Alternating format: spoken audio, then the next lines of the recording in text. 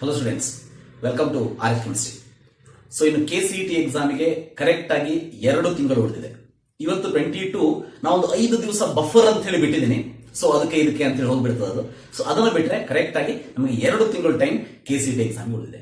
So ಈಗ ನಾವೊಂದು small ನನ್ನ ಒಂದು ಪ್ಲಾನ್ ಅನ್ನು ನಿಮಗೆ ಎಕ್ಸ್ಪ್ಲೈನ್ ಮಾಡ್ತೀನಿ. ಸೊ ಅದು ನಮಗೆ ಕರೆಕ್ಟ್ ಅಂತ ಅನ್ಸಿದ್ರೆ ಫಾಲೋ ಮಾಡಿ. ಯಾರು ಕೂಡ ಕಾನ್ಫಿಡೆನ್ಸ್ ಕಳ್ಕೊಳ್ಳುವಂತ ಅವಶ್ಯಕತೆ ಇಲ್ಲ, ಪ್ಯಾನಿಕ್ ಆಗುವಂತ ಅವಶ್ಯಕತೆ ಇಲ್ಲ. Within this 2 months definitely you can complete the whole syllabus with the effective manner with some test, mock test, etc. ಈಗ ನಾವು ನಮ್ಗೆ ಗೊತ್ತಿದೆ ಬೋರ್ಡ್ ಎಕ್ಸಾಮ್ ಕ್ಯಾನ್ಸಲ್ ಆಗಿಬಿಡ್ತು. ಈಗ ನನ್ನ ಮುಂದೆ ಈಗ ಆಸ್ ಅ ಲೆಕ್ಚರರ್ ನನ್ನ ಮುಂದೆ ನಾನು 2 ರೀತಿ ಸ್ಟೂಡೆಂಟ್ಸ್ ಗಳನ್ನ ನೋಡ್ತೀನಿ. ಒಂದು, ಬೋರ್ಡ್ ಎಕ್ಸಾಮ್ ಪ್ರಿಪರೇಷನ್ ಅನ್ನ ಸೀರಿಯಸ್ ಆಗಿ ಮಾಡಿಬಿಟ್ಟು ಅದರ ಜೊತೆಗೇನೆ ನೀಟ್ ಪ್ರಿಪರೇಷನ್ ಅನ್ನು ಕೂಡ ಮಾಡ್ತಾ ಬಂದಿದ್ದವರು. ಅಂದ್ರೆ ಸೈಡ್ ಬೈ ಸೈಡ್ ಎರಡನ್ನೂ ಕೂಡ ಕರೆಕ್ಟ್ ಆಗಿ ಮತ್ತೆ ಸೀರಿಯಸ್ ಆಗಿ ಮೊದಲಿನಿಂದ ಮಾಡ್ತಾ ಬಂದಿರುವಂತವ್ರು. ಎರಡನೆಯವರು ಸೊ ಬೋರ್ಡ್ ಎಕ್ಸಾಮಿಗೆ ಲಾಸ್ಟ್ 2 ತಿಂಗಳ ಕುತ್ಕೊಂಡು ಓದುವಂತವ್ರು. ಅದಾದ್ಮೇಲೆ ನೀಟ್ ಅಥವಾ CET ಪ್ರಿಪೇರ್ ಆಗುವಂತವ್ರು. ಅಂದ್ರೆ ಬೋರ್ಡ್ ಎಕ್ಸಾಮ್ ಮುಗಿದ ಮೇಲೆ ಪ್ರಿಪೇರ್ ಆಗ್ತೀನಿ ಅಂತ ಅನ್ನೋರು ಇದ್ದಿದ್ರಿ, ಬಟ್ ನಿಮಗೆ ಬೋರ್ಡ್ ಎಕ್ಸಾಮ್ ಕ್ಯಾನ್ಸಲ್ ಆಗಿಬಿಡ್ತು. Now you are on the boat that you have to start preparing for KCET exam. ನಾನು ಇವತ್ತು KCET ಬಗ್ಗೆ ಅಷ್ಟೇ ಮಾತಾಡ್ತಾ ಇದ್ದೀನಿ. KCET ಎಕ್ಸಾಮ್ ಬಗ್ಗೆ ಪ್ರಿಪೇರ್ ಆಗಬೇಕು, ಹೌದಾ? ಸೊ ಈಗ ಇವು 2 ಕ್ಯಾಟಗರಿ ಒಳಗೆ ಮೊದಲನೇ ಕ್ಯಾಟಗರಿ ಸ್ಟೂಡೆಂಟ್ಸ್ ಬಗ್ಗೆ ನಾವು ವರಿ ಮಾಡ್ಕೊಳ್ಳುವಂತ ಅವಶ್ಯಕತೆ ಇಲ್ಲ. ಅವರು ತಮ್ಮ ಸ್ಟಡಿಯನ್ನ ತಾವು ಮಾಡ್ತಾ ಇದ್ದಾರೆ. ಸೊ ಅದನ್ನ ಕಂಟಿನ್ಯೂ ಮಾಡಲಿ. ಸೊ ಇನ್ ಬಿಟ್ವೀನ್ ಒಂದಷ್ಟು ಟೆಸ್ಟ್ ಗಳನ್ನ ಸಾಲ್ವ್ ಮಾಡ್ರಿ. ಸೊ ಮಾಕ್ ಟೆಸ್ಟ್ ಗಳನ್ನ ಅಟೆಂಡ್ ಮಾಡಿ. ಸೊ ಅದಾದ್ಮೇಲೆ ನಿಮ್ಮ ಪ್ರಿಪರೇಷನ್ ಕಂಪ್ಲೀಟ್ ಆಗ್ತದೆ. All the best for the exam. You can crack it. ಈಗ ಇನ್ನೊಂದು ಸೆಕ್ಟರ್ ಏನಿದ್ದಾರೆ, so that is second category students. ಅವರು ಈಗ ಥಿಂಕ್ ಮಾಡ್ತಾ ಇರೋರು ಬೋರ್ಡ್ ಎಕ್ಸಾಮ್ ಪ್ರಿಪರೇಷನ್ ಹಾಗೋ ಹೀಗೋ ಆಗಿದೆ, ಒಂದು 4-5 ಚಾಪ್ಟರ್ ಆಗಿಲ್ಲ, ಒಂದಷ್ಟು ಚಾಪ್ಟರ್ ಕಂಪ್ಲೀಟ್ ಆಗಿದೆ. ಈಗ ನಾನು KCET ಎಕ್ಸಾಮ್ಗೆ ಪ್ರಿಪರೇಷನ್ ಮಾಡೋದಕ್ಕೆ ಸ್ಟಾರ್ಟ್ ಮಾಡಬೇಕು ಅಂಥವರಿಗೆ ನನ್ನ ಒಂದೆರಡು ಸಜೆಷನ್ ಹೇಳ್ಬಿಡ್ತೀನಿ. So remember, first of all ನನ್ನ ಒಂದು ಸಜೆಷನ್ ಅಂತಂದ್ರೆ ನಿಮ್ಮ ತಲೆಯಿಂದ ಪ್ರೆಷರ್ ಅಥವಾ ಸ್ಟ್ರೆಸ್ ಅನ್ನ ಹೊರಗೆ ಹಾಕ್ಬಿಡಿ. ಯಾಕೆ, ಏನಾಗ್ತದ ಅಂತಂದ್ರೆ ನಾರ್ಮಲಿ ನೀವು ಯಾವುದೋ ಒಂದು ಸಬ್ಜೆಕ್ಟ್ ಅನ್ನು ಓದೋದಕ್ಕೆ ಕುತ್ಕೊಂಡಾಗ ಸೊ ಆ ಪ್ರೆಷರ್ ಅಥವಾ ಸ್ಟ್ರೆಸ್ ಅನ್ನೋದು ನಿಮ್ಮ ತಲೆಯೊಳಗೆ ಬಂದಾಗ ನಿಮ್ಮ ಟೈಮ್ ಅನ್ನ ಅದು ತಿಂದು ಹಾಕ್ಬಿಡ್ತದೆ. ಅಂದ್ರೆ ದಿವಸಗಳು ಹೋಗಿದ್ದೇ ತಿಳಿಯೋದಿಲ್ಲ, ಬಟ್ ಹಿಂದೆ ತಿರುಗಿ ನೋಡಿದ್ರೆ ಚಾಪ್ಟರ್ಸ್ ಕಂಪ್ಲೀಟ್ ಆಗಿರೋದಿಲ್ಲ. ಸೊ ಅದಕ್ಕೆ ಹೇಳ್ತಾ ಇದ್ದೀನಿ, ನಿಮ್ಮ ತಲೆಯಲ್ಲಿರುವಂತಹ ಸ್ಟ್ರೆಸ್ ಆಗಲಿ ಅಥವಾ ನಿಮ್ಮ ತಲೆಯಲ್ಲಿರುವಂತಹ ಪ್ರೆಷರ್ ಆಗಲಿ, ಇನ್ನೇನು ಎಕ್ಸಾಮ್ ಬಂದ್ಬಿಡ್ತು, ಎಕ್ಸಾಮ್ ಹೇಗೆ ಪ್ರಿಪೇರ್ ಆಗಲಿ, ಇಂಥವನ್ನೆಲ್ಲ ತೆಗೆದು ಹಾಕ್ಬಿಡಿ. ಯಾಕಂದ್ರೆ ಇವೆಲ್ಲದೂ ಕೂಡ this will leads to the loss of time. There is no gain out of it. ಇದು ಫಸ್ಟ್ ಇಂಪಾರ್ಟೆಂಟ್ ಪಾಯಿಂಟ್. ನಿಮ್ಮ ತಲೆಯಿಂದ ಸ್ಟ್ರೆಸ್ ಅನ್ನ ತೆಗೆದು ಹಾಕ್ಬಿಡಿ. Be free. ಇವತ್ತಿನ ತನಕ ಏನಾಯ್ತು ಆಗ್ಬಿಡ್ತು, ಆಗ ಹೋಗಿರೋದ್ರ ಬಗ್ಗೆ ನಾವು ಚಿಂತೆ ಮಾಡೋದು ಬೇಡ. ಮುಂದೆ ಏನಾಗಬೇಕಾಗಿದೆ ಅದು ನಮ್ಮ ಕೈಯಲ್ಲಿದೆ. ಸೊ ನಮ್ಮ ಮುಷ್ಟಿಯಲ್ಲಿದೆ. ಅದನ್ನ ಚೆನ್ನಾಗಿ ಮಾಡ್ಕೊಂಡು ಹೋಗೋಣಂತೆ. Definitely we can get very good marks in KCET exam or any competitive exams. ಈಗ ಇಲ್ಲಿ ನಾನು 3 ಟೈಪ್ ಸ್ಟ್ರಾಟಜಿಯನ್ನು ಹೇಳ್ತೀನಿ, ಅಂದ್ರೆ 3 ಇಂಪಾರ್ಟೆಂಟ್ ಪಾಯಿಂಟ್ಸ್ ಗಳನ್ನು ಹೇಳ್ತೀನಿ. ಸೊ ಇದು ಕೆಮಿಸ್ಟ್ರಿಗಂತ ಅಲ್ಲ, ಪ್ರತಿಯೊಂದು ಸಬ್ಜೆಕ್ಟಿಗೂ ಕೂಡ ಅಪ್ಲೈ ಆಗುವಂತದ್ದು. ಈಗ KCET ಸ್ಟೂಡೆಂಟ್ಸ್ ಗಳಲ್ಲಿ ಬೇರೆ ಬೇರೆ ತರದವರು ಇರ್ತಾರೆ. ಒಬ್ರು ಇಂಜಿನಿಯರಿಂಗ್ ಅನ್ನು ಪ್ರಿಪೇರ್ ಮಾಡ್ತಾ ಇರೋರು PCM 3 ಸಬ್ಜೆಕ್ಟ್ ಇರ್ತದವ್ರಿಗೆ ಓದುವಂತದ್ದು, ಬಯಾಲಜಿಯನ್ನು ಓದೋದಿಲ್ಲ. ಸೊ ಈಗ ಎಗ್ರಿಗಾಗಿರ್ಬೋದು ಅಥವಾ ವೆಟರ್ನರಿಗಾಗಿರ್ಬೋದು ಬಯಾಲಜಿ ಬೇಕಾಗ್ತದೆ. ಅವಾಗ PCMB ಅನ್ನು ಓದೋದು ಒಂದು ಕ್ಯಾಟಗರಿ ಇರ್ತದೆ, PCB ಅನ್ನು ಓದೋದು ಒಂದು ಕ್ಯಾಟಗರಿ ಇರ್ತದೆ. ಸೊ ಇಲ್ಲಿ ಹೇಳೋದು ಒಂದು ಜನರಲ್ ಪ್ಲಾನ್. ಇದನ್ನ ನಿಮಗೆ ಹೇಗೆ ಬೇಕೋ ಅದನ್ನ ಸ್ಮಾಲ್ ಚೇಂಜ್ ಮಾಡ್ಕೊಳ್ಳಿ. ಸೊ ಅದೇ ಪ್ಲಾನ್ ಅನ್ನ ನೀವು ನೀಟ್ ಸ್ಟೂಡೆಂಟ್ಸ್ ಏನಾದ್ರು ನೋಡ್ತಾ ಇದ್ರೆ ಸೊ ಅವರು PC ಬಯಾಲಜಿಯಲ್ಲಿ ಜುವಾಲಜಿ ಮತ್ತು ಬಾಟನಿ ಅಂತ ಹೇಳಿ 4 ಸಬ್ಜೆಕ್ಟ್ ಅನ್ನ ಡಿವೈಡ್ ಮಾಡಿಕೊಂಡು ಈ ನನ್ನ ಸ್ಟ್ರಾಟಜಿಯನ್ನು ನೀವು ಫಾಲೋ ಮಾಡಬಹುದು. ಸೊ ಫಸ್ಟ್ ಇಂಪಾರ್ಟೆಂಟ್ ಪಾಯಿಂಟ್ ಏನ್ ಹೇಳೋದಕ್ಕೆ ಇಷ್ಟಪಡ್ತೀನಿ ಅಂತಂದ್ರೆ, ಸೊ ಚಾಪ್ಟರ್ ಗಳನ್ನ 2 ಭಾಗಗಳಾಗಿ ವಿಂಗಡಿಸಿ. ಒಂದು ಡಿಪೆಂಡೆಂಟ್ ಚಾಪ್ಟರ್, ಇನ್ನೊಂದು ಇಂಡಿಪೆಂಡೆಂಟ್ ಚಾಪ್ಟರ್. ಸೊ ಪ್ರತಿ ಸಬ್ಜೆಕ್ಟ್ ಅಲ್ಲೂ ಕೂಡ ಸೊ ಬಯಾಲಜಿಯಲ್ಲಿ ನನಗೆ ಅಷ್ಟಾಗಿ ಗೊತ್ತಿಲ್ಲ, but physics, chemistry and mathematics ಅಲ್ಲಿ ಸೊ ಪ್ರತಿಯೊಂದು ಇದು ನೀಟ್ ಎಕ್ಸಾಮ್ ಇರಬಹುದು ಅಥವಾ ನಿಮ್ಮ ನೀಟ್ ಎಕ್ಸಾಮ್ ಬಯಾಲಜಿಯನ್ನು ಸ್ವಲ್ಪ ನೀವು ಬೇರೆ ಪ್ಲಾನ್ ಅನ್ನು ಮಾಡ್ಕೋಬೇಕಾಗ್ತದೆ. ಬಟ್ ಇಂಜಿನಿಯರಿಂಗ್ ಎಕ್ಸಾಮಿಗೆ ಅಂತ ಅಂದಾಗ ಅಥವಾ JEE ಎಕ್ಸಾಮಿಗೆ ಅಂತ ಅಂದಾಗ ಫಿಸಿಕ್ಸ್, ಕೆಮಿಸ್ಟ್ರಿ, ಮ್ಯಾಥಮೆಟಿಕ್ಸ್ ಅನ್ನ ನೀವು ಈ ರೀತಿಯಾಗಿ ಡಿವೈಡ್ ಮಾಡ್ಕೋಬಹುದು. ಬಯಾಲಜಿಯನ್ನು ಡೆಫಿನೆಟ್ಲಿ ಈ ರೀತಿ ಇದೇ ಇರ್ತದೆ. ನೀವು 2 ವರ್ಷ ಬಯಾಲಜಿಯನ್ನು ಕಂಪ್ಲೀಟ್ ಮಾಡಿದ್ಮೇಲೆ ಯಾವ್ಯಾವ್ದು ಡಿಪೆಂಡೆಂಟ್ ಚಾಪ್ಟರ್, ಯಾವ್ಯಾವ್ದು ಇಂಡಿಪೆಂಡೆಂಟ್ ಚಾಪ್ಟರ್ ಅಂತ ಹೇಳಿ ಗೊತ್ತಿರ್ತದೆ. ಸೊ ಫಸ್ಟ್ ಇಂಪಾರ್ಟೆಂಟ್ ಪಾಯಿಂಟ್ ಅಂತಂದ್ರೆ, so dependent and independent chapter ಗಳನ್ನ ಐಡೆಂಟಿಫೈ ಮಾಡ್ಕೊಳ್ಳಿ. ಡಿಪೆಂಡೆಂಟ್ ಅಂಡ್ ಇಂಡಿಪೆಂಡೆಂಟ್ ಚಾಪ್ಟರ್ ಗಳನ್ನ ಐಡೆಂಟಿಫೈ ಮಾಡ್ಕೊಳ್ಳಿ. ಸೊ ಈ ರೀತಿ ನೀವು ಡಿಪೆಂಡೆಂಟ್ ಮತ್ತು ಇಂಡಿಪೆಂಡೆಂಟ್ ಚಾಪ್ಟರ್ ಗಳನ್ನ ಐಡೆಂಟಿಫೈ ಮಾಡ್ಕೊಂಡ್ರೆ ಡೆಫಿನೆಟ್ಲಿ ರಿಮೆಂಬರ್ ನಿಮ್ಮ ಎಷ್ಟೋ ಟೈಮ್ ಸಾಲ್ವ್ ಆಗಿರ್ತದೆ, ಅಂದ್ರೆ ನಿಮ್ಮ ಟೈಮ್ ಉಳಿತದೆ. ಸೊ ಯಾಕೆ ಹೇಳ್ತಾ ಇದ್ದೀನಿ ಅಂತಂದ್ರೆ, so this was a strategy which was followed by one of my student. Venkatesh Hampiholi ಅಂತ ಹೇಳಿ. ಸೊ ಅವನ ಒಂದು ಯೂಟ್ಯೂಬ್ ಚಾನಲ್ ಇದೆ, ಮೊದಲನೇದಾಗಿ ಫಸ್ಟ್ ವಿಡಿಯೋವನ್ನು ಹಾಕಿದ್ದಾರೆ and he impress me a lot. So ನನ್ನ ಸ್ಟೂಡೆಂಟ್ಸ್ ಅಂತ ನಾನು ಹೆಮ್ಮೆಯಿಂದ ಹೇಳ್ಕೊತೀನಿ. So he is doing pursuing his this BE and addition to that MSc in chemistry in BITS Pilani Goa campus ಅಲ್ಲಿ ಅವನು ಸ್ಟಡಿ ಮಾಡ್ತಾ ಇದ್ದಾನೆ. ಅವನ ಒಂದು ಯೂಟ್ಯೂಬ್ ಚಾನಲ್ ವಿ ಕ್ರ್ಯಾಕ್ ಅಂತ ಇದೆ. ಸೊ ವಿ ಕ್ರ್ಯಾಕ್ ಅಂತ ಇದೆ, ವಿ ಕ್ರ್ಯಾಕ್ ಅಂತ ಇದೆ. You can go through that. ಅದರ ಒಂದು ಲಿಂಕ್ ಅನ್ನು ನಾನು ಕಮ್ಯುನಿಟಿ ಟ್ಯಾಬ್ ಅಲ್ಲಿ ಕೊಟ್ಟಿರ್ತೀನಿ. Please go through that. ಅವನು ನಿಮಗೆ PDF ಅನ್ನೇ ಕೂಡ ಕೊಡ್ತಾನೆ, ಅಂದ್ರೆ ಇಮೇಜ್ ಅನ್ನು ಕೊಡ್ತಾನೆ. ಯಾವ ರೀತಿ ಡಿಪೆಂಡೆಂಟ್ ಚಾಪ್ಟರ್ ಇದೆ, ಯಾವ ರೀತಿ ಇಂಡಿಪೆಂಡೆಂಟ್ ಚಾಪ್ಟರ್ ಇದೆ, ಯಾವ್ಯಾವ ಇಂಡಿಪೆಂಡೆಂಟ್ ಚಾಪ್ಟರ್ ಗಳನ್ನ ನಾವು ಮೊದಲು ಪ್ರಿಪೇರ್ ಮಾಡಬಹುದು, ಹಾಗೆ ಮಾಡೋದ್ರಿಂದ how much marks we can gain, dependent chapter ನ ಸೆಕೆಂಡ್ ಫೇಸ್ ಅಲ್ಲಿ ಮಾಡೋದ್ರಿಂದ ಸೊ ನಾವು ನಮ್ಮ ಕಾನ್ಸೆಪ್ಟ್ ಅನ್ನ ಸ್ಟ್ರೆಂತ್ ಅನ್ನು ಮಾಡ್ಕೋಬಹುದು. Addition to that remember we can get very good marks out of it ಅನ್ನೋದನ್ನ ಬಹಳ ನೀಟಾಗಿ ಎಕ್ಸ್ಪ್ಲೈನ್ ಮಾಡಿದ್ದಾನೆ, ಇಫೆಕ್ಟಿವ್ ಮ್ಯಾನರ್ಲಿ ಎಕ್ಸ್ಪ್ಲೈನ್ ಮಾಡಿದ್ದಾನೆ. Please go through that. ಎರಡನೇದಾಗಿ ಹೇಳ್ತಾ ಇದ್ದೀನಿ, ಇಂಪಾರ್ಟೆಂಟ್ ಪಾಯಿಂಟ್ ನೆನ್ಪಿಟ್ಕೊಳ್ಳಿ, ನೀವು ಮಾಡಿರುವಂತಹ ಬೋರ್ಡ್ ನೋಟ್ಸ್. ನಾನಿಲ್ಲಿ ಯಾಕೆ ನೀವು ಮಾಡಿರುವಂತಹ ಪಾರ್ಟ್ ಅಂತ ಹೇಳಿ ಅದನ್ನ ನಾನು ಸ್ಟ್ರೆಸ್ ಮಾಡ್ತಾ ಇದ್ದೀನಿ ಅಂತಂದ್ರೆ, ಯಾವಾಗಲೂ ಏನಾಗ್ತದೆ, ನಾವು ನಮ್ಮ ಹ್ಯಾಂಡ್ ರೈಟಿಂಗ್ ಅಲ್ಲಿ ನಾವು ಮಾಡಿಟ್ಕೊಂಡಿರುವಂತಹ ನೋಟ್ಸ್ ಅನ್ನು ನಾವು ರೆಫರ್ ಮಾಡೋದ್ರಿಂದ ಬಹಳಷ್ಟು ಕಾನ್ಸೆಪ್ಟ್ಗಳು ನಮಗೆ ಈಸಿಲಿ ತಲೆಗೆ ಹೋಗ್ತದೆ. ಯಾಕಂದ್ರೆ ಆ ಕಾನ್ಸೆಪ್ಟ್ ಅನ್ನ ಒನ್ ಆರ್ ಅದರ್ ಡೇ ನಾವೇ ಬರ್ದಿರೋದಾಗಿರೋದ್ರಿಂದ ಅದನ್ನ ಈಸಿಲಿಯಾಗಿ ನಮ್ಮ ಮೈಂಡ್ ಗ್ರಾಸ್ ಮಾಡ್ಬಿಡ್ತದೆ. ಹಾಗೇನಾದ್ರೂ ಇಲ್ಲ ಅಂತಂದ್ರೆ ವರಿ ಮಾಡ್ಕೊಳ್ಳುವಂತ ಅವಶ್ಯಕತೆ ಇಲ್ಲ. NCERT ಅನ್ನ ತಗೊಳ್ಳಿ, ಪ್ಲಸ್ ಪ್ರೀವಿಯಸ್ ಇಯರ್ ಕ್ವಶನ್ಸ್ ಗಳನ್ನ ಕರೆಕ್ಟ್ ಆಗಿ ಚಾಪ್ಟರ್ ವೈಸ್ ಸಾಲ್ವ್ ಮಾಡ್ತಾ ಹೋಗಿ. ಸೊ ಫಸ್ಟ್ ಏನ್ ಕೆಲಸ ಮಾಡ್ತೀರಿ, ಡಿಪೆಂಡೆಂಟ್ ಮತ್ತೆ ಇಂಡಿಪೆಂಡೆಂಟ್ ಚಾಪ್ಟರ್ ನೋಡಿಕೊಂಡು ನೀವೊಂದು ಟೈಮ್ ಟೇಬಲ್ ನ ಹಾಕೊಳ್ಳಿ. ಸೊ ನಾನು ಟೈಮ್ ಟೇಬಲ್ ಹಾಕಿ ಕೊಡೋದಿಲ್ಲ, ಯಾಕಂದ್ರೆ ನಿಮ್ಮ ಡೈಲಿ ರುಟೀನ್ ಏನಿದೆ ಅನ್ನೋದು ನಿಮಗೆ ಗೊತ್ತಿರ್ತದ.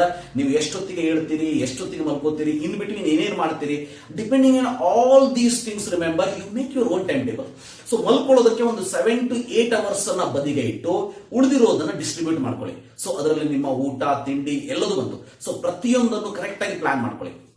ನೆನಪಿರ್ಲಿ ಮೈ ಡಿಯರ್ ಸ್ಟೂಡೆಂಟ್ಸ್, ಬಹಳಷ್ಟು ಸಾರಿ ಏನಾಗ್ತದೆ, we will do a plan very nicely, ಬಹಳ ಚೆನ್ನಾಗಿ ಪ್ಲಾನ್ ಅನ್ನ ಮಾಡ್ತೀವಿ, ಬಟ್ ಆ ಪ್ಲಾನ್ ಅನ್ನ ಎಕ್ಸಿಕ್ಯೂಟ್ ಮಾಡೋದ್ರಲ್ಲಿ ಎಡು ಬಿಡ್ತೀವಿ.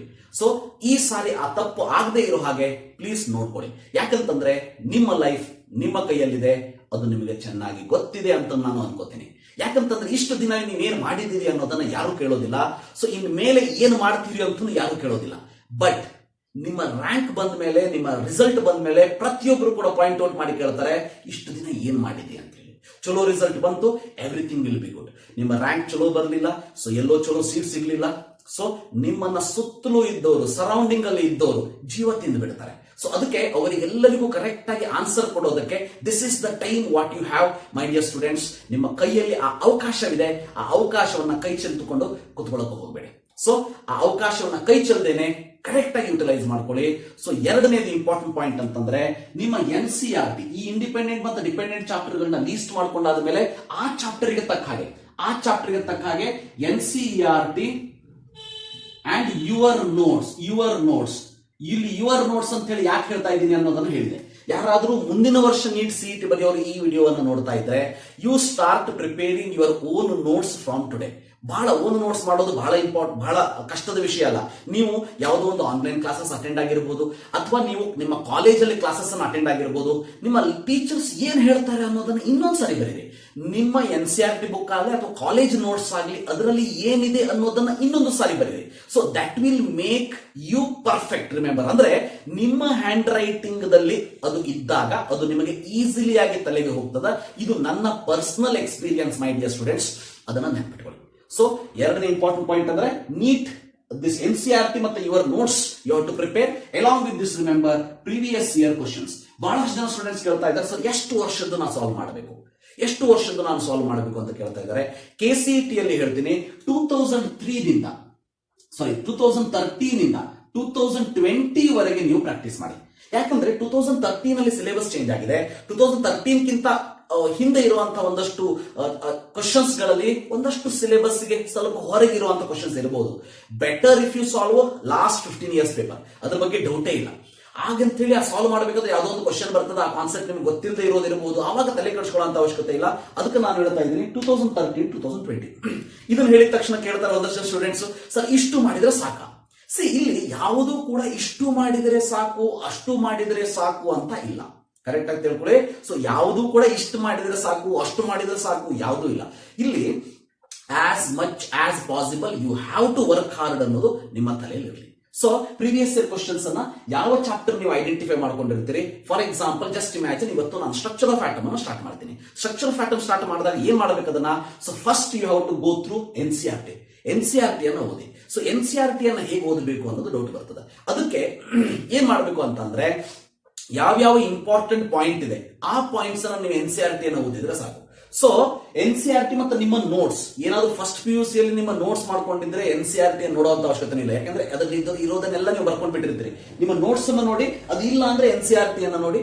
So PYQ previous year questions ಅನ್ನ ಕರೆಕ್ಟ್ ಆಗಿ ಪ್ರಾಕ್ಟೀಸ್ ಮಾಡಿ. ಒಂದ್ ಥಿಂಗ್ ಇಲ್ಲಿ ಹೇಳ್ಬಿಡ್ತೀನಿ, ನೀವು ಎಷ್ಟು ಕ್ವಶನ್ಸ್ ಗಳನ್ನ ಸಾಲ್ವ್ ಮಾಡ್ತೀರಿ ಅಥವಾ ಒಂದು ಚಾಪ್ಟರ್ಗೆ ಎಷ್ಟು ದಿವಸವನ್ನ ಮುಡಿಪಾಗಿಡ್ತೀರಿ ಅನ್ನೋದು ಇಂಪಾರ್ಟೆಂಟ್ ಅಲ್ಲ, ಎಷ್ಟು ಇಫೆಕ್ಟಿವ್ ಆಗಿ ಸ್ಟಡಿ ಮಾಡ್ತೀರಿ ಅನ್ನೋದು ಇಂಪಾರ್ಟೆಂಟ್. ನನ್ನ ಒಂದು ಸಜೆಷನ್, ರಿಕ್ವೆಸ್ಟ್, ಓದಬೇಕಾದ್ರೆ ನಿಮ್ಮ ಮೊಬೈಲ್ ಅನ್ನ ಪ್ಲೀಸ್ ದೂರ ಇಟ್ಬಿಡಿ. ಸೊ ನಿಮ್ಮ ಮೊಬೈಲ್ ಅನ್ನ ದೂರ ಇಟ್ಬಿಡಿ. ಈಗ ಕೊರೋನಾ ಇರೋದಕ್ಕೆ ಅಥವಾ ಲಾಕ್ಡೌನ್ ಇಂದ ಜಸ್ಟ್ ಹೊರಗೆ ಬರ್ತಾ ಇರೋದಕ್ಕೆ ನಿಮ್ಮ ಫ್ರೆಂಡ್ಸ್ ಗಳು ನಿಮಗೆ ತ್ರಾಸ ಕೊಡೋದಿಲ್ಲ ಫಿಸಿಕಲಿ, ಬಟ್ ಮೊಬೈಲ್ ಮೂಲಕ ನಿಮಗೆ ತ್ರಾಸ ಕೊಡಬಹುದು. ಸೊ ಆ ಒಂದು ಡಿಸ್ಟರ್ಬೆನ್ಸ್ ಅನ್ನ ಆದಷ್ಟು ನಿಮ್ಮಿಂದ ದೂರ ಇಟ್ರೆ ನೀವು ಏನನ್ನಾದ್ರೂ ಸಾಧನೆ ಮಾಡೋದಕ್ಕೆ ಸಾಧ್ಯ ಆಗ್ತದೆ. ಇಲ್ಲ ಅಂತಂದ್ರೆ ಆಗೋದಿಲ್ಲ. ಯಾಕಂದ್ರೆ ಯಾವಾಗಲೂ ದೊಡ್ಡವರು ಹೇಳ್ತಿರ್ತಾರೆ, ಏನೋ ಒಂದು ಪಡ್ಕೋಬೇಕು ಅಂತಂದ್ರೆ ಏನಾದ್ರೂ ಒಂದು ಕಳ್ಕೊಳ್ಬೇಕು. ಅಂದ್ರೆ ನಮ್ಗೆ ಗೊತ್ತಿದೆ, ಮೊಬೈಲ್ ಇಂದ ಯೂಸ್ ಮಾಡ್ಕೊಳ್ಳೋರು ಇರ್ತಾರೆ, ಮಿಸ್ಯೂಸ್ ಮಾಡ್ಕೊಳ್ಳೋರು ಇರ್ತಾರೆ.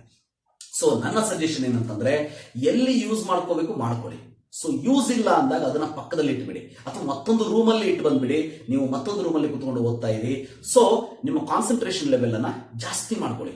ಇವೆಲ್ಲ ನಿಮ್ಮ ಕೈಯಲ್ಲಿದೆ. ನಾ ಹೇಳಿದ್ನಲ್ಲ, ಎಲ್ಲದೂ ಕೂಡ ನಿಮ್ಮ ಕೈಯಲ್ಲಿದೆ. ನಿಮ್ಮ ಕೈಯಲ್ಲಿರುವಂತಹ ಅವಕಾಶವನ್ನ ಹೇಗೆ ಸದುಪಯೋಗ ಪಡಿಸ್ಕೊತೀರಿ ಮುಂದಿನ 2 ತಿಂಗಳು ಅನ್ನೋದು it is depending on you only. Remember, it is left to you only. ಅದು ಕೂಡ ಗೊತ್ತಿರಲಿ. ಸೊ ಎರಡನೇದು ಇದು. ಹಾಗಂತೇಳಿ NCERT ಓದಬೇಡಿ ಅಂತ ಹೇಳ್ತಾ ಇಲ್ಲ, ತಪ್ಪು ತಿಳ್ಕೊಬೇಡಿ. NCERT ಓದಲೇಬೇಕು. ಬಟ್ ಒಂದಷ್ಟು ಚಾಪ್ಟರ್ ಗಳನ್ನ NCERT ಡೈರೆಕ್ಟ್ ಆಗಿ ಓದಿದ್ರೆ ನಿಮಗೆ ಅರ್ಥ ಆಗೋದಿಲ್ಲ. ಅದಕ್ಕಾಗಿ ನಿಮ್ಮ ಕ್ಲಾಸ್ ನೋಟ್ಸ್ ಅನ್ನು ನೋಡಿ. ಇನಾರ್ಗ್ಯಾನಿಕ್ ಕೆಮಿಸ್ಟ್ರಿ ಅಂತ ಬಂದಾಗ ಡೆಫಿನೆಟ್ ಆಗಿ NCERT ಓದಿ. ಬಯಾಲಜಿ ಅಂತ ಬಂದಾಗ NCERT ರಟ್ ಹೊಡೆದ್ಬಿಡಿ. ಬಯಾಟ್ ನೋಡೋದು ಅಂತ ಏನ್ ಹೇಳ್ತೀವಲ್ಲ, ಡೆಫಿನೆಟ್ಲಿ ಹೊರಡು ಇಟ್ ಅಷ್ಟೇ. Third one, remember alternate day. So alternate day strategy. Alternate day strategy ಬಹಳ important. Alternate day strategy. So alternate day strategy ಅಂತಂದ್ರೆ ಏನು? ಸೊ ಇದು ಕೂಡ ನಾನು ಎಲ್ಲೋ ಓದಿ ತಿಳ್ಕೊಂಡಿರುವಂತದ್ದು. ಯಾಕಂದ್ರೆ ಸೊ ನಾನು ಓದಬೇಕಾದ್ರೆ ಈ ರೀತಿ ನಮಗೆ ಐಡಿಯಾಸ್ ಗಳನ್ನ ಯಾರು ಕೊಡ್ತಾನೆ ಇರಲಿಲ್ಲ. ಯಾಕಂದ್ರೆ ಅವಾಗ ಯೂಟ್ಯೂಬ್ ಅನ್ನೋದು ಫೇಮಸ್ ಇರಲೇ ಇಲ್ಲ.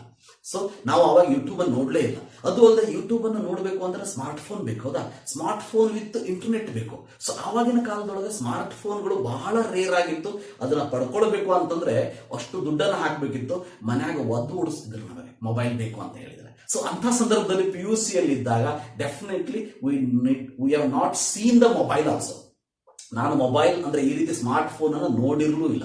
ರಿಮೆಂಬರ್, ಅವಾಗ ಇರ್ತಿದ್ದು ಒಂದೇ 1100 ನೋಕಿಯಾ ಅಂತೇಳಿ ಒಂದು ಸೆಟ್ ಬರ್ತಿತ್ತು. ಸೊ ಅದು ಒಂದೇ ಇರ್ತಿದ್ದು, ರೈಟ್? ಇರ್ಲಿ, ಅದು that is another story. So alternate day strategy. So ಅದಕ್ಕಾಗಿ ನಾ ಎಲ್ಲೋ ಓದಿರೋದನ್ನ, ಎಲ್ಲೋ ನೋಡಿರೋದನ್ನ ನಮ್ಮ ವಿದ್ಯಾರ್ಥಿಗಳಿಗೆ ಅರ್ಥ ಆಗುವ ಹಾಗೆ ನಾನು ಎಕ್ಸ್ಪ್ಲೇನ್ ಮಾಡ್ತಾ ಇದ್ದೀನಿ ಅಷ್ಟೇ. ಸೊ ಅಲ್ಟರ್ನೇಟ್ ಡೇ ಸ್ಟ್ರಾಟಜಿ ಅಂದ್ರೆ ಏನ್ ಮಾಡಬೇಕು? ನಾವು ವಿದಿನ್ ದ 2 ಮಂತ್ ಎಲ್ಲಾ ಚಾಪ್ಟರ್ ಗಳನ್ನ ಕವರ್ ಮಾಡಬೇಕು. ವಿದಿನ್ ದ 2 ಮಂತ್ ಪ್ರತಿಯೊಂದು ಕಾನ್ಸೆಪ್ಟ್ ಗಳನ್ನ ಕವರ್ ಮಾಡ್ಕೋಬೇಕು ಅಂತಂದ್ರೆ ಏನಾದ್ರೂ ಒಂದು ಸ್ಟ್ರಾಟಜಿಯನ್ನ ಫಾಲೋ ಮಾಡಲೇಬೇಕು. ಆ strategy alternate day strategy. I found it very important, necessary in this particular point of time. ಅದು ಹೇಗೆ ಅಂತ ಹೇಳಿ ಒಂದ್ಸರಿ ಕ್ಲಿಯರ್ ಆಗಿ ಹೇಳ್ಬಿಡ್ತೀನಿ. ಇಲ್ಲಿ ನೋಡ್ತಾ ಹೋಗಿ ಮಕ್ಕಳೇ. So for example Monday Tuesday, right? Wednesday Thursday. So Friday, Saturday and Sunday, right? ಈ ರೀತಿ ಇದೆ. ಹೌದಾ? ಸೊ ಏನ್ ಮಾಡಿ, ಮಂಡೇ ನೀವು ಫಿಸಿಕ್ಸ್ ಮತ್ತು ಕೆಮಿಸ್ಟ್ರಿಯನ್ನ ಓದಿದ್ರೆ, and Tuesday you keep your time for mathematics and biology. ಇದು ಯಾರಿಗೆ ಹೇಳ್ತಾ ಇದ್ದೀನಿ? PCMB CET ಅನ್ನ ಮಾಡ್ತಾ ಇರೋರಿಗೆ. ಸೊ ಸರ್ ಇಲ್ಲ, ನಾನು PCM ಅಷ್ಟೇ ಪ್ರಿಪೇರ್ ಮಾಡ್ತಾ ಇದ್ದೀನಿ. ಏನ್ ಮಾಡ್ಬೋದು ನೀವು? ಸೊ PCM ಇದ್ರೂ ಕೂಡ ಆ 3 ಸಬ್ಜೆಕ್ಟ್ ಅಲ್ಲಿ ನಿಮಗೆ ಗೊತ್ತಿದೆ ನಿಮ್ಮ ಒಂದು ವೀಕ್ನೆಸ್ ಯಾವ ಸಬ್ಜೆಕ್ಟ್ ಅಲ್ಲಿ ಇದೆ ಅಂತೇಳಿ. ಹೌದಾ? ನಿಮ್ಮ ಒಂದು ವೀಕ್ನೆಸ್ ಯಾವ ಸಬ್ಜೆಕ್ಟ್ ಅಲ್ಲಿ ಇದೆ ಅಂತೇಳಿ ನಿಮ್ಗೆ ಗೊತ್ತಿದೆ. ಆ ವೀಕ್ ಇರುವಂತಹ ಸಬ್ಜೆಕ್ಟ್ ಅನ್ನ ಹೋಲ್ ಡೇಗೆ ಇಟ್ಕೊಳ್ಳಿ. ಯಾಕಂದ್ರೆ ನೀವು ಸ್ವಲ್ಪ ಜಾಸ್ತಿ ಟೈಮ್ ಕೊಡಬೇಕು ಅದಕ್ಕೆ. ಸೊ ಹೋಲ್ ಡೇ ಇಟ್ಕೊಳ್ಳಿ. ಯಾವುದು ಉಳಿದಿರುವಂತ 2 ಸಬ್ಜೆಕ್ಟ್ ಅನ್ನ ಒಂದು ದಿವಸ ಇಟ್ಕೊಳ್ಳಿ. ಅಂದ್ರೆ ಮಂಡೇ ನೀವು ಫಿಸಿಕ್ಸ್ ಕೆಮಿಸ್ಟ್ರಿ ಇದ್ರೆ, ಮ್ಯಾಥಮೆಟಿಕ್ಸ್ ನಿಮ್ಗೆ ವೀಕ್ ಅಂತ ಅನ್ಸಿದ್ರೆ ಟ್ಯೂಸ್ಡೇ ಇಟ್ಕೊಳ್ಳಿ. ಅದ್ರ ಜೊತೆ ಬಯಾಲಜಿಯನ್ನು ಇಟ್ಕೊಂಡ್ರೆ, ಸೊ ಇದು PCMB ಇಟ್ಕೋ. ಇದೇ ರೀತಿ ಆರ್ಡರ್ ಇರಬೇಕಂತ ಏನಿಲ್ಲ. ಫಿಸಿಕ್ಸ್ ಆದ್ರ ಜೊತೆ ಮ್ಯಾಥಮೆಟಿಕ್ಸ್ ಇಟ್ಕೋಬಹುದು. ಸೊ ಕೆಮಿಸ್ಟ್ರಿ ಜೊತೆ ಬಯಾಲಜಿ ಇಟ್ಕೋಬಹುದು. That is left to you. ಇಲ್ಲಿ ಏನೇ ಹೇಳಿದ್ರು ಕೂಡ ನನ್ನ ಒಂದು ಐಡಿಯಾಲಜಿ. ಸೊ ನಿಮಗೆ ಬೇಕಾದಾಗ ಇದನ್ನ ಚೇಂಜ್ ಮಾಡ್ಕೊಳ್ಳಿ. ಸೊ ಮ್ಯಾಥಮೆಟಿಕ್ಸ್ ಬಯಾಲಜಿಯನ್ನು ಇಟ್ಕೊತೀರಿ. ವೆನ್ಸ್ಡೇ ಮತ್ತೆ physics and chemistry, right? Tuesday ಮತ್ತೆ ಮ್ಯಾಥಮೆಟಿಕ್ಸ್ ಅಂಡ್ ಬಯಾಲಜಿ. ಸೊ ಇವ್ರು ಏನಾದ್ರು ನೀಟ್ ಸ್ಟೂಡೆಂಟ್ಸ್ ಏನಾದ್ರು ಇದನ್ನ ನೋಡ್ತಾ ಇದ್ರೆ, ಕರೆಕ್ಟ್ ಆಗಿ ಕೇಳಿಸ್ಕೊಳ್ಳಿ, ನೀಟ್ ಸ್ಟೂಡೆಂಟ್ಸ್ ಏನಾದ್ರು ಇದನ್ನ ನೋಡ್ತಾ ಇದ್ರೆ you can divide the chapter as ಅಂದ್ರೆ subject as physics, chemistry, mathematics ಬದಲಿಗೆ ಬಯಾಲಜಿಯಲ್ಲಿ ಬಾಟ್ನಿ, ಜುವಾಲಜಿ. ಸೊ ಏನ್ ಮಾಡಬಹುದು, ಫಿಸಿಕ್ಸ್ ಜೊತೆ ಬಾಟ್ನಿ, ಕೆಮಿಸ್ಟ್ರಿ ಜೊತೆ ಜುವಾಲಜಿ. ಈ ರೀತಿ ನೀವು ಒಂದು ದಿವಸ 2 ಸಬ್ಜೆಕ್ಟ್, ಮತ್ತೊಂದು ದಿವಸ 2 ಸಬ್ಜೆಕ್ಟ್, ಈ ರೀತಿ ಮಾಡ್ತಾ ಬರೋದ್ರಿಂದ ಪ್ರತಿಯೊಂದು ಸಬ್ಜೆಕ್ಟಿನ ಟಚ್ ನಿಮಗೆ ಇರ್ತದೆ. ಆ ಸಬ್ಜೆಕ್ಟ್ ಟಚ್ ಇರೋದು ಕೂಡ ಬಹಳ ಇಂಪಾರ್ಟೆಂಟ್ ಆಗ್ತದೆ, ಗೊತ್ತಿರಲಿ. ಯಾಕಂದ್ರೆ ಬಹಳ ಜನ ಸ್ಟೂಡೆಂಟ್ಸ್ ಹೇಳ್ತಾ ಇರ್ತಾರೆ, ಸರ್ ನಾನು ಓದಬೇಕಾದ್ರೆ ಎಲ್ಲ ಬಂದಂಗ ಆಗ್ತದೆ ನನಗೆ. ಕರೆಕ್ಟ್ ಆಗಿ ಕೇಳಿಸ್ಕೊಳ್ಳಿ, ಓದಬೇಕಾದ್ರೆ ಎಲ್ಲ ಬಂದಂಗ ಆಗ್ತದೆ, ಬಟ್ ಒಂದು ವಾರ ಆದ್ಮೇಲೆ ನೋಡಿದ್ರೆ ಎಲ್ಲ ಮರ್ತೋಗ್ತದೆ.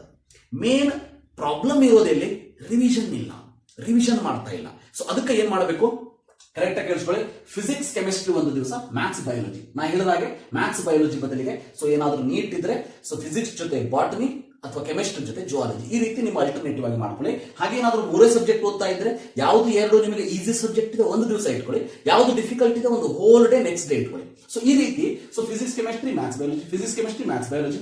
So physics, chemistry, maths, biology. ಹಾಗಾದ್ರೆ ಸಂಡೇ ಏನ್ ಮಾಡಬೇಕು? ಸಂಡೇ ಏನ್ ಮಾಡಬೇಕು ಅಂತಂದ್ರೆ the whole week whatever you have learned you have to revise and repair, revise and repair. So ರಿಪೇರಿಯನ್ನ ಮಾಡ್ಕೊಳ್ಳಿ, ರಿವೈಸ್ ಮಾಡ್ಕೊಳ್ಳಿ. ರಿವೈಸ್ ಮಾಡಬೇಕಾದ್ರೆ ಏನಾದ್ರು ತಪ್ಪು ಕಂಡು ಬರ್ತದ, ರಿಪೇರಿ ಮಾಡ್ಕೊಳ್ಳಿ. So remember, very important. So ಈ ರೀತಿ ಮಾಡ್ತಾ ಬರ್ತೀವಿ. ಮತ್ತೆ ಈ ರೀತಿ 6 ದಿವಸ ಆದ್ಮೇಲೆ 7ನೇ ದಿವಸಕ್ಕೆ ಅದು ರಿವೈಸ್ ಆಯ್ತಾ? 7ನೇ ದಿವಸ ರಿವೈಸ್ ಆಯ್ತು, ಹೌದಾ? ಸೊ ನೆಕ್ಸ್ಟ್ ಡೇ ಏನ್ ಮಾಡಬೇಕು, ನೆಕ್ಸ್ಟ್ ವೀಕ್ ಇದು ಫಸ್ಟ್ ವೀಕ್, ಹೌದಾ? ಸೊ ಸೆಕೆಂಡ್ ವೀಕ್ ನೀವು ಓದಬೇಕಾದ್ರೆ, so second week when you prepare for this, remember ಈ ಫಿಸಿಕ್ಸ್, ಕೆಮಿಸ್ಟ್ರಿ ಜೊತೆ next week maths, physics, chemistry ಓದ್ತಾ ಇದ್ದಾಗ ಲಾಸ್ಟ್ ವೀಕ್ ಏನು ಓದಿರ್ತೇವೆ ಅದನ್ನ ಒಂದು ಹಾಫ್ ಎನ್ ಅವರ್ಗೆ ರಿವೈಸ್ ಮಾಡ್ಕೊಳ್ಳಿ. ಸೊ ಯಾಕೆ ಹೇಳ್ತಾ ಇದ್ದೀನಿ ಅಂತಂದ್ರೆ ಇದನ್ನ ನಾವು ಕ್ಯುಮ್ಯುಲೇಟಿವ್ ಸ್ಟಡಿ ಅಂತ ಕರಿತೀವಿ. ಅಂದ್ರೆ ಆ ವೀಕ್ ಕಲ್ತಿದ್ದನ್ನ ಅಲ್ಲೇ ಬಿಟ್ಟಿಲ್ಲ, ಈ ಸಂಡೇ ರಿವೈಸ್ ಮಾಡಿದ್ರಿ, ನೆಕ್ಸ್ಟ್ ಸಂಡೇ ಬಂದಾಗ so this subject and here whatever you have learn you study here, ಅಂದ್ರೆ ರಿವೈಸ್ ಇಲ್ಲಿ ಮಾಡಿ. ಸೊ ಇಲ್ಲಿ ಮಾಡಬೇಕಾದ್ರೆ ನಿಮಗೆ ಸೆಕೆಂಡ್ ಸಂಡೇ ಸ್ಟಡಿ ಮಾಡಬೇಕಾದ್ರೆ ಫಸ್ಟ್ ಸಂಡೇ ಏನು ಕವರ್ ಆಗಿತ್ತು ಆ ಸಬ್ಜೆಕ್ಟ್ ಅಥವಾ ಆ ಕಾನ್ಸೆಪ್ಟ್ ಅನ್ನು ಕವರ್ ಮಾಡ್ಕೊಳ್ಳೋದಕ್ಕೆ ಮೊದಲಿನಷ್ಟು ಟೈಮ್ ಬೇಕಾಗಿರೋದಿಲ್ಲ. ಈಗ ಯಾವುದೋ ಒಂದು ಕಾನ್ಸೆಪ್ಟ್ ಅನ್ನು ನಾನು ಫಸ್ಟ್ ಡೇ 1 ಅವರಿಗೆ ಓದಿದ್ರೆ ನೆಕ್ಸ್ಟ್ 2-3 ದಿವಸ ಆದ್ಮೇಲೆ ಅದನ್ನ ರಿವೈಸ್ ಮಾಡ್ಕೋಬೇಕಾದ್ರೆ so I can finish that in remember 30 minutes. ಅದಾದ್ಮೇಲೆ ಇನ್ನೊಂದು ವಾರ ಬಿಟ್ಟು ರಿವೈಸ್ ಮಾಡ್ಕೋಬೇಕಾದ್ರೆ so that I can revise in 15 minutes. ಏನಾಗ್ತದೆ ಪ್ರಾಬ್ಲಮ್, ಬಹಳಷ್ಟು ವಿದ್ಯಾರ್ಥಿಗಳಲ್ಲಿ ಇವತ್ತು ಓದಿರೋದನ್ನ ಇನ್ನು 1 ತಿಂಗಳಾದ್ಮೇಲೆ ಓದೋದಕ್ಕೆ ಹೋಗ್ತಾರೆ. ಇವತ್ತು 1 ತಾಸು ಬೇಕಾಗಿರುವಂತಹ ಸಬ್ಜೆಕ್ಟ್ಗೆ ಇನ್ನು 1 ತಿಂಗಳ ಆದ್ಮೇಲೂ ಕೂಡ 1 ತಾಸೇ ಬೇಕಾಗ್ತದೆ. ಅರ್ಥ ಆಗ್ತಾ ಇದೆಯಾ ಹೇಳ್ತಾ ಇರೋದು? ಆ ತಪ್ಪನ್ನ ಮಾಡಬೇಡಿ. ಇನ್ನು 2 ತಿಂಗಳಿದೆ, ನಿಮ್ಮ ಕೈಯಲ್ಲಿದೆ. ನನ್ನ 3ನೇ strategy alternate day strategy. So ಒಂದು ದಿವಸ ಫಿಸಿಕ್ಸ್, ಕೆಮಿಸ್ಟ್ರಿ, ಮ್ಯಾಥ್ಸ್, ಬಯಾಲಜಿ, ಅಥವಾ ಫಿಸಿಕ್ಸ್, ಕೆಮಿಸ್ಟ್ರಿ ಜೊತೆ ಮ್ಯಾಥ್ಸ್ ಇಟ್ಕೊಳ್ಳಿ, ಟಫ್ ಆಗ್ತಾ ಇದ್ರೆ ಒಬ್ರು ಫಿಸಿಕ್ಸ್ ಟಫ್ ಇರ್ತದೆ, chemistry, maths, next day physics ಇಟ್ಕೊಳ್ಳಿ. ಹೀಗೆ ನೀವು ಪ್ಲಾನ್ ಮಾಡ್ಕೊಳ್ಳಿ. ಸೊ ಯಾರೋ ಒಬ್ರು ಪ್ಲಾನ್ ಮಾಡ್ಕೊಡ್ತಾರೆ, ನೀವು ಫಾಲೋ ಮಾಡೋದ್ರಲ್ಲಿ ನಮಗೆ ಇಂಟ್ರೆಸ್ಟ್ ಇರೋದಿಲ್ಲ. ನಾನು ಮಾಡ್ಕೋಬೇಕು, ನಾ ಫಾಲೋ ಮಾಡಬೇಕು. That will give a satisfaction for me. Remember, as I told you in one of the shorts, KCET shorts ಅಲ್ಲಿ ಹೇಳಿದ್ದೀನಿ. So have a week plan, short target ಅನ್ನ ಇಟ್ಕೊಳ್ಳಿ. ಸೊ ಒಂದು ಫೈನಲ್ ಟಾರ್ಗೆಟ್ ಅನ್ನು ನಾವು ಪ್ರಿಪೇರ್ ಮಾಡ್ಕೋಬಹುದು. ನನಗೆ 8 ವೀಕ್ಸ್ ಅಂದ್ರೆ 2 ತಿಂಗಳಿಗೆ ನಾನು ಎಷ್ಟು ಸಬ್ಜೆಕ್ಟ್ ಚಾಪ್ಟರ್ ನ ಓದಬೇಕು ಆ ಚಾಪ್ಟರ್ ನ ಈಕ್ವಲ್ ಆಗಿ ಡಿವೈಡ್ ಮಾಡಿಕೊಂಡು ಪ್ರಾಕ್ಟೀಸ್ ಮಾಡಬೇಕು. But remember, have a short term goal. ಅಂದ್ರೆ ಈ ಸ್ಯಾಟರ್ಡೇ ಇಂದ ಅಂದ್ರೆ ಈ ಮಂಡೇ ಇಂದ ನೆಕ್ಸ್ಟ್ ಸ್ಯಾಟರ್ಡೇ ತನಕ ಏನ್ ಮಾಡ್ತೀನಿ ಅಷ್ಟನ್ನ ಇಟ್ಕೊಳ್ಳಿ. ಅದು ತ್ರಾಸ ಆಗ್ತಾ ಇದೆಯಾ, have a goal for 2 days 1 day. So ಇಲ್ಲಿ 1 day ಇಟ್ಕೊಳ್ಳಿ, ನಡೀತದ. ಫಿಸಿಕ್ಸ್, ಕೆಮಿಸ್ಟ್ರಿ ನಾನು ಇವತ್ತು ಯಾವ ಚಾಪ್ಟರ್ ನ ಓದಬೇಕು, ಸಂಜೆ ರಾತ್ರಿ ಮಲ್ಕೊಳ್ಳೋಕ್ಕಿಂತ ಮುಂಚೆ ಅದನ್ನು ಓದಿದ್ದೀನೋ ಇಲ್ಲ. ಓದಿಲ್ಲ ಅಂದ್ರೆ ಭಯ ಪಡುವಂತ ಅವಶ್ಯಕತೆ ಇಲ್ಲ, ಬೇಜಾರಾಗುವಂತ ಅವಶ್ಯಕತೆ ಇಲ್ಲ. ಫಸ್ಟ್ ಸ್ಟೆಪ್ ಸ್ವಲ್ಪ ಎಡುತ್ತೀರಿ, 2ನೇ ಸ್ಟೆಪ್ಗೆ ಸೊ ಎದ್ದು ಓಡೋದಕ್ಕೆ ರೆಡಿ ಆಗ್ತೀರಿ ನೀವು. ಸೊ ಅದಕ್ಕೆ don't worry about that. Stress ಆಗಲಿ ಪ್ರೆಷರ್ ಆಗಲಿ ನಿಮ್ಮ ಹತ್ತಿರ ಬರದೇ ಇರೋ ಹಾಗೆ ನೋಡ್ಕೊಳ್ಳಿ. Definitely you can achieve your goal. So 3 strategy ಒಂದ್ಸರಿ ರಿವೈಸ್ ಮಾಡಿಬಿಡ್ತೀನಿ. ಡಿಪೆಂಡೆಂಟ್ ಮತ್ತೆ ಇಂಡಿಪೆಂಡೆಂಟ್ ಚಾಪ್ಟರ್ ನೋಡ್ಕೊಳ್ಳಿ. ಇದು ಯಾವ ಚಾಪ್ಟರ್ ನ ಲೀಸ್ಟ್ ಅನ್ನು ಕೂಡ ಕೊಟ್ಟಿದ್ದಾನೆ ನನ್ನ ವಿದ್ಯಾರ್ಥಿ ವೆಂಕಟೇಶ್ ಅಂಪಿಯೋಳಿ ಅಂತ ಹೇಳಿ. ಸೊ ಅವನ ಒಂದು ಯೂಟ್ಯೂಬ್ ಚಾನಲ್ ಲಿಂಕ್ ಅನ್ನು ಕೊಟ್ಟಿರ್ತೀನಿ. ಸೊ ಅದನ್ನ please go through that, community post ಅಲ್ಲಿ ಹಾಕಿರ್ತೀನಿ, please go through that. So ಅಥವಾ ನೀವು ಯೂಟ್ಯೂಬ್ ಅಲ್ಲಿ ವಿ ಕ್ರ್ಯಾಕ್ ಅಂತ ಹೊಡೆದ್ರು ಬರ್ತದೆ, ಅಥವಾ ವೆಂಕಟೇಶ್ ಹಂಪಿಹೊಳಿ ಅಂತ ಹೇಳಿ ಟೈಪ್ ಮಾಡಿದ್ರು ಕೂಡ ನಿಮಗೆ ಆ ಒಂದು ಚಾನಲ್ ಲಿಂಕ್ ಕಾಣಿಸ್ತದೆ. ಸೊ ಅದರಲ್ಲಿ ಹೋಗಿ so you can see what all the dependent chapter, independent chapter. But once again ಹೇಳ್ತೀನಿ, ಬಯಾಲಜಿ ಇಲ್ಲ ಅದರಲ್ಲಿ. ನೆಕ್ಸ್ಟ್ NCERT ಯುವರ್ ನೋಟ್ಸ್ ಅವೆರಡನ್ನು ಮ್ಯಾಪಿಂಗ್ ಮಾಡ್ಕೊಂಡು ಓದಿ. ಪ್ರೀವಿಯಸ್ ಇಯರ್ ಕ್ವಶನ್ಸ್ ಅನ್ನ KCET 2013-2020 ಮಸ್ಟ್ ಅಂಡ್ ಶುಡ್ ನೀವು ಪ್ರಿಪೇರ್ ಆಗಲೇಬೇಕು. ಅದಾದ್ಮೇಲೆ ಅಲ್ಟರ್ನೇಟ್ ಡೇ ಸ್ಟ್ರಾಟಜಿಯನ್ನು ಫಾಲೋ ಮಾಡಿ. ಫಿಸಿಕ್ಸ್, ಕೆಮಿಸ್ಟ್ರಿ ಒಂದು ದಿವಸ ಇದ್ರೆ ಮ್ಯಾಥ್ಸ್ ಬಯಾಲಜಿ ಇನ್ನೊಂದು ದಿವಸ, ಲೈಕ್ ದಟ್. ನೀಟ್ ದವರಾದ್ರೆ ಫಿಸಿಕ್ಸ್ ಜೊತೆ ಬಾಟ್ನಿ, ಕೆಮಿಸ್ಟ್ರಿ ಜೊತೆ ಜಿಯಾಲಜಿ, ಈಗ ನಿಮ್ಗೆ ಯಾವ್ದು ಬೇಕೋ ಆ ಸಬ್ಜೆಕ್ಟ್ ಅನ್ನ ಹಾಕೊಳ್ಳಿ, ಬಟ್ ಅಲ್ಟರ್ನೇಟ್ ಡೇ ಪ್ರಿಪೇರ್ ಮಾಡ್ತಾ ಹೋಗಿ. ಸಂಡೇ ಬಂದಾಗ ಟೋಟಲ್ ವೀಕಲ್ಲಿ ಏನ್ ಕಲ್ತಿದೀವಿ ರಿವೈಸ್ ಮಾಡ್ಕೊಳ್ಳಿ. ಸರ್ ಹೇಳ್ಬೋದು, ಸರ್ ವೀಕ್ಲಿ ಒಂದು ವಾರ ಪೂರ್ತಿ ಓದಿದೆ, ನಾ ಯಾವಾಗ ಎಂಜಾಯ್ ಮಾಡ್ಲಿ? ನಮಸ್ಕಾರ ಅಂತ ಸ್ಟೂಡೆಂಟ್ಸ್ ಗಳಿಗೆ ನಾ ಏನ್ ಹೇಳಕ್ ಬರುವುದಿಲ್ಲ. ಯಾಕಂತಂದ್ರೆ ಇನ್ 2 ತಿಂಗಳ ಎಂಜಾಯ್ಮೆಂಟ್ ಬೇಡ ನಮಗೆ. ಆ 2 ತಿಂಗಳ ಆದ್ಮೇಲೆ ಎಕ್ಸಾಮ್ ಮುಗಿದ ಮೇಲೆ ರಿಸಲ್ಟ್ ಬರೋ ತನಕ ನೀವು ಮಾಡಿದ್ದೇ ಆಟ. 24 ತಾಸು ಎಂಜಾಯ್ ಮಾಡಿ, ಯಾರು ಬೇಡ ಹೇಳೋದಿಲ್ಲ. ಬಟ್ ಇಲ್ಲಿ ನಾವು ವರ್ಕ್ ಮಾಡಲೇಬೇಕು. Work throughout the week. Next day ಮತ್ತೆ ಮಂಡೇ ರೆಡಿ ಆಗಲೇಬೇಕು. ಒಂದ್ ರೀತಿ ಯುದ್ಧ ಇದ್ದಂಗೆ, ನೀವು ಸೈನಿಕರು ಇದ್ದಂಗೆ ರೆಡಿ ಆಗಲೇಬೇಕು. ಆ ಯುದ್ಧವನ್ನ ಗೆಲ್ಲೇಬೇಕು. Definitely it is possible when you have that zeal. ನಾವು ಮಾಡಬೇಕು ಅಂತ ಇದ್ರೆ ನನ್ನನ್ನು ತಡೆಯೋದಕ್ಕೆ ಯಾರಿಂದಲೂ ಸಾಧ್ಯ ಇಲ್ಲ. ಸೊ ಆ ಒಂದು ಮೆಂಟಾಲಿಟಿ ನಿಮಗೆ ಇರಲಿ. Definitely you can achieve your goal. All the best ಅಂತ ಹೇಳ್ತಾ thank you. Have a nice day.